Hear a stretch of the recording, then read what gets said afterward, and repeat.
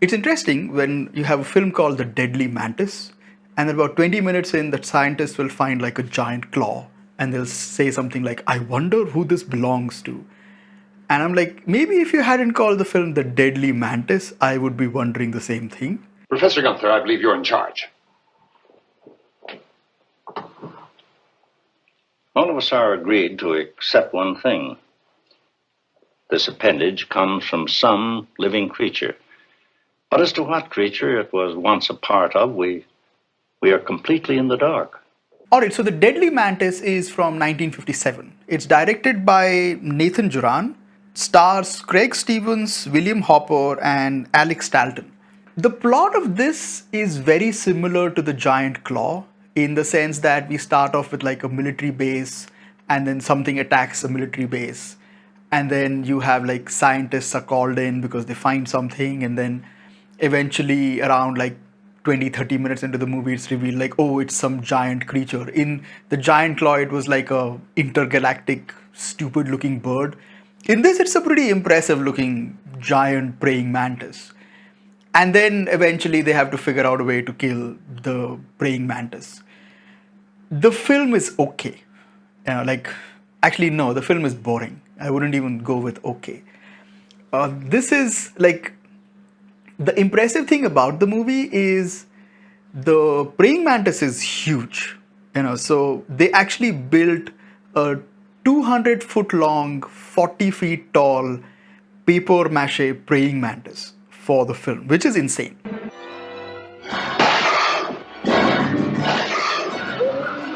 And they built like two more. One was about 6 feet long, and then another one was like a foot long. So they could do like more elaborate stuff with it.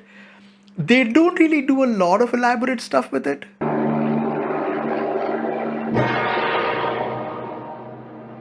You get like one major scene where it attacks like a military base, and that is done relatively well. Well, it's because the sound vibration might start an avalanche.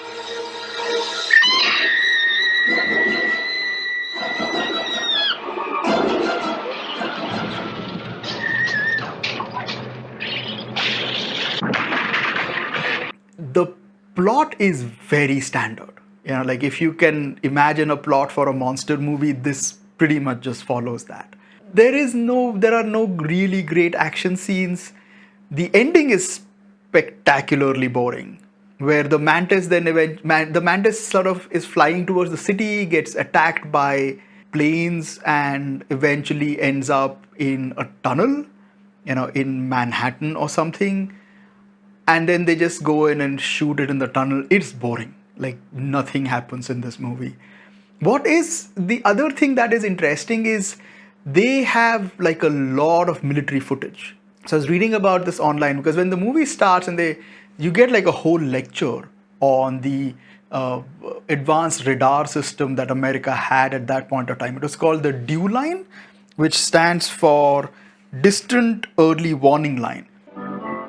Radar, designed to defend us against attack. Radar stations on mountaintops, in deserts, deep in untracked forests. So it was like a series of radars, like one was at the America-Canada border, and then one was in the middle of Canada, and then there was another one which was like up towards the Arctic. And you get like a whole sort of, almost like a documentary on the DEW line. And then as it turns out, they picked up some sort of short films that the military had made about the DEW line and other things, and they just took in footage from there and used it. So it feels very authentic from that standpoint, because it's like did they get permission from the military to shoot all of this stuff? Apparently not. They just picked up footage from, but either way, it looks nice. Beyond that, there is nothing here. This is going to be a very short review, because it's not worth, like, it's on Internet Archive if you want to check it out, but it's really not worth checking out. I've got Baltimore, General. Go ahead, Baltimore.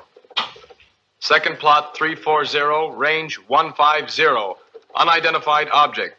Speed 250, altitude 2000, dropping fast. Dixie 35 Bravo, range 150, speed 250, altitude now 2000, dropping fast. On the other hand, if you watch the Black Scorpion, that is seriously impressive. So they both are the same year.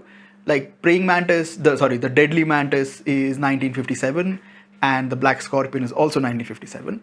This was directed by what's the name? God, I keep.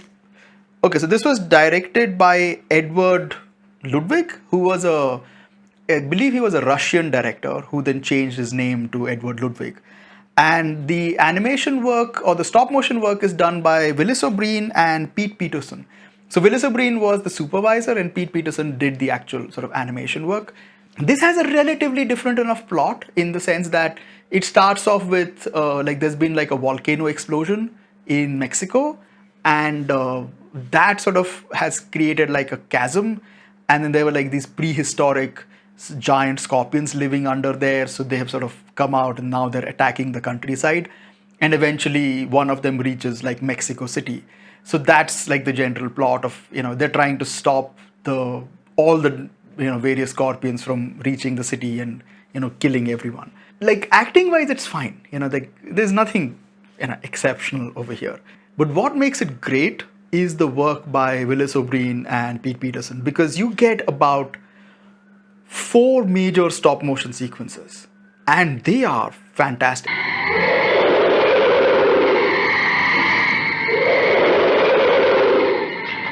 Okay, I got a picture of it. Lower on. All right, lower them down. Okay, the only issue with the giant scorpion are 2 things. One is they have like one basic scream or roar for the giant scorpion, so it just does that all the time. And then the other one is they have only one close-up shot. So like it has like these 2 sort of pincers or like claws, whatever. And then like one of them drools. So every single time they get a close-up, the exact same thing keeps happening all the time.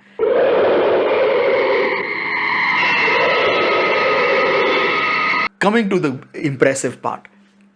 So the first time the giant scorpion shows up is like they make all the phone lines are down, and you have the lead, the heroine. She's like a rich rancher in Mexico, and she gets a call from the telephone guy like, oh, we've just repaired the lines. And then he looks up and the giant scorpion comes up over the hill, and you get the usual shot of the scorpion coming and someone goes like, ah, and so you get that. And they're like, okay, they're going to probably like, cut it over there, but not at all. So then it switches over to stop motion, where the giant scorpion comes down the hill, and you have this guy standing there who is also now a stop motion puppet, and then the scorpion comes in and picks the guy up in a claw and then goes under a bridge.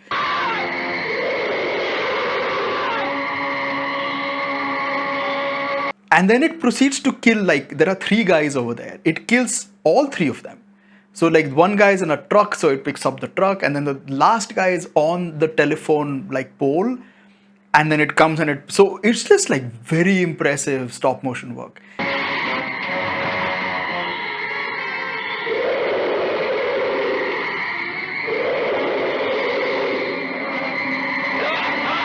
So you get that, and then there is like a major underground cave sequence where they go in and there's like a whole nest of giant scorpions. There's also, and then you get like a giant spider in there, and you get like this giant 30-foot long weird looking worm.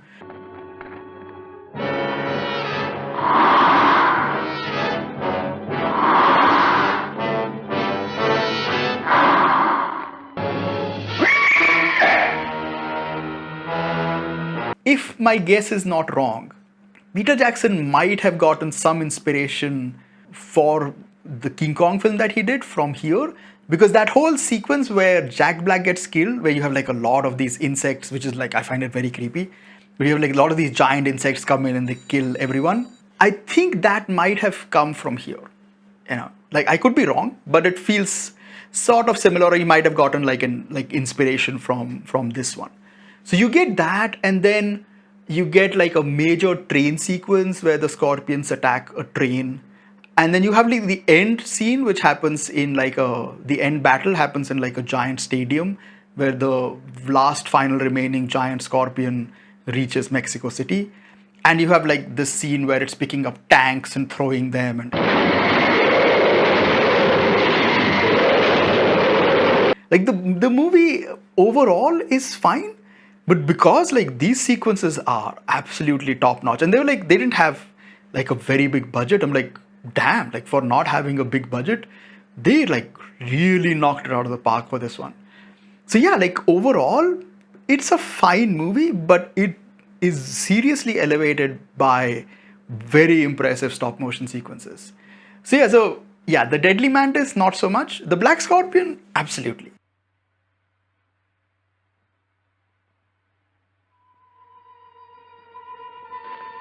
No. Not near the city. It is one of them. So yeah, if you have a choice or if you're in the mood to watch, there's another one called Them, which I have not seen as yet, but I've been hearing about it a fair bit, like doing my research. So I'll probably check that out next. But yeah, between these two, highly recommend the Black Scorpion.